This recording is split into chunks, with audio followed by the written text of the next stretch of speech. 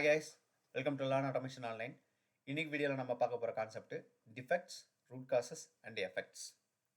இந்த பேரை வச்சே நமக்கு இதோட மீனிங் ஈஸியாக என்னன்றதை கிராஸ் பண்ணிக்க முடியும். இப்போது ரூட் காஸ் அப்படின்னு எடுத்துக்கிட்டோம்னா அது ஒரு மூல காரணம். கரெக்டாக ஒரு பிரச்சனை எங்கேருந்து ஆரம்பிச்சது, எதோட காரணத்தினால இது நடந்திருந்திருக்கலாம் அப்படின்னு நம்ம தொடர்ச்சியாக டீபக் பண்ணி பேக் ட்ராக் பண்ணிக்கிட்டே போயிட்டு இருக்கப்போ நம்மளால் அந்த பிரச்சனைக்கான மூல காரணம் என்னத்தையும் கண்டுபிடிக்க முடியும். ஒரு டிசீஸ் இருக்குது அப்படின்னா அந்த டிசீஸ் ஏதோ ஒரு சிம்டமை கொடுக்க போகுது. அந்த சிம்டம்க்கு ட்ரீட்மெண்ட் இப்போ வயிறு வலிக்குதுன்னு எனக்கு ஒரு சிம்டம் இருக்குன்னு வச்சுக்கோங்களேன். அந்த வயிறு வலிக்கிறதுக்கு ஏதாவது ஒரு காரணம் இருக்கலாம். ஓகே, ஸோ அந்த வயிறு வலிக்கு உண்டான அந்த சிம்டமுக்கு மட்டுமே ட்ரீட் பண்ணிக்கிட்டு இருந்து அது எதனால் அந்த வயிறு வலி வருது அப்படிங்கிறத நம்ம அனலைஸ் பண்ணாமலே விட்டா அந்த பிரச்சனை சரியாகவே போகிறதில்ல. கரெக்டாக? ஸோ சிம்டம்ஸை ட்ரீட் பண்ணுறதை விட அந்த ரூட் காஸ் என்னன்றதை ஃபைன் பண்ணி அதை எலிமினேட் பண்ண ட்ரை பண்ணால் தான் ஃப்யூச்சரில் இந்த மாதிரி வேறு எந்த பிரச்சனையும் வராமல் பார்த்துக்க முடியும் அப்படிங்கிறது ஜென்ரலாகவே நமக்கு தெரிஞ்ச ஒரு விஷயம். இதே தான் சாஃப்ட்வேருக்கும் டெஸ்டிங்குக்கும். ஓகே, எந்த ஒரு டிஃபெக்டாக இருந்தாலும் எந்த ஒரு ஃபெயிலியராக இருந்தாலும் அந்த ப்ராடக்ட் ஏதோ ஒரு விஷயத்தில் ஃபெயில் ஆகுது அப்படின்னா அதுக்கு ஏதாவது ஒரு ரூட் காஸ் இருக்கணும்.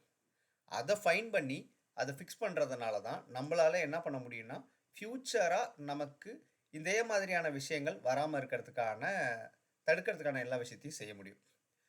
ஃபார் எக்ஸாம்பிள், ஒரு பேங்கிங் ப்ராடக்ட் எடுத்துக்கோங்க. ஓகே, அந்த பேங்கிங் ப்ராடக்டில் நிறைய கம்ப்ளைண்ட்ஸ் வந்துக்கிட்டு இருக்கு.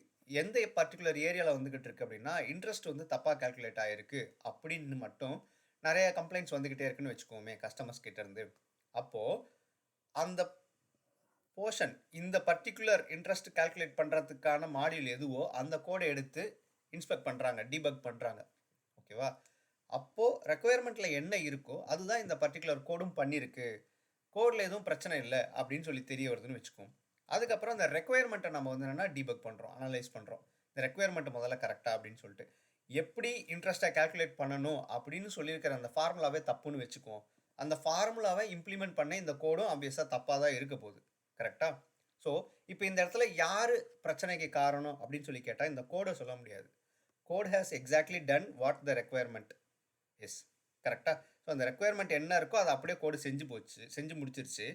இப்போ பிரச்சனை யார்கிட்ட இருந்து ஆரம்பிச்சிருக்குன்னா அந்த ரெக்குயர்மெண்ட் கிட்ட தான். அப்போது அந்த ஃபார்முலாவை இப்படி தான் இன்ட்ரெஸ்ட் கால்குலேட் பண்ணணும்னு இந்த ஃபார்முலாவை ரெடி பண்ணது யார்? 90% அந்த ப்ராடக்ட் ஓனராக தான் இருப்பார். ஸோ அந்த ப்ராடக்ட் ஓனர் ஏதோ தப்பு பண்ணியிருந்திருக்கலாம், இல்லை ஏதாவது அவருக்கு இப்படி தான் இன்ட்ரெஸ்ட்டை கால்குலேட் பண்ணணுன்ற ஒரு மிஸ் அண்டர்ஸ்டாண்டிங்கில் ஏதாவது ஒரு விஷயம் நடந்திருக்கலாம். கரெக்டாக? ஸோ இந்த இடத்துல அதே ப்ராடக்ட் ஓனரை, ஓகேவா, அவர் என்ன அந்த இடத்துல தப்பு பண்ணியிருக்காருன்றதை ரியலைஸ் பண்ணாமல் அதே ப்ராடக்ட் ஓனர் இன்னொரு பேங்கிங் ப்ராஜெக்ட்டுக்கு ஒரு இன்ட்ரெஸ்ட் கால்குலேட் பண்ணுற மாதிரியான ஒரு சிமிலர் ப்ராடக்ட்டுக்கு நீங்கள் போடுறீங்கன்னா இந்த ப்ராடக்ட்டுக்கு வந்த இதே டிஃபெக்ட் அடுத்து இன்னொரு ப்ராடக்ட்டுக்கும் வரும். கரெக்டாக? ஸோ ரூட் காஸ் என்ன? இம்ப்ராப்பர் நாலேஜ் இல்லைனா ப்ராப்பர் அண்டர்ஸ்டாண்டிங் இல்லாமல் இல்லை ஒரு மிஸ்கம்யூனிகேஷனில் நடந்த ஒரு விஷயம். இந்த ப்ராடக்ட் ஓனருக்கு அதை ப்ராப்பராக ட்ரைனிங் கொடுத்து அதை நிவர்த்தி பண்ணாமல் வேறு எந்த ப்ராஜெக்டில் திருப்பி கொண்டு போய் அவரை எம்ப்ளாய் பண்ணாலும் அதே இஷ்யூ வரும். ரைட்? ஸோ இதுதான் அவங்க சொல்கிறாங்க, ரூட் காஸை தான் நம்ம எலிமினேட் பண்ண ட்ரை பண்ணணும் அப்படின்னு சொல்லிட்டு. இதில் எஃபெக்ட்ஸ் அப்படின்னு ஒரு வார்த்தை இருக்குது. இப்போ இந்த காஸ் அண்ட் எஃபெக்ட் தியரின்னு சொல்லுவாங்க. ஒரு விளைவு, ஏதோ ஒரு விஷயம் பண்ணுறோம், அதோட பின்விளைவாக நமக்கு ஏதோ ஒன்று கிடைக்கும். ஸோ இப்போ இந்த இடத்துல நமக்கு பேக் ஃபயர் ஆனது என்ன அப்படின்னு பார்த்தா கஸ்டமர்ஸ் கிட்டேருந்து வந்த கம்ப்ளைண்ட்ஸ். ரைட்?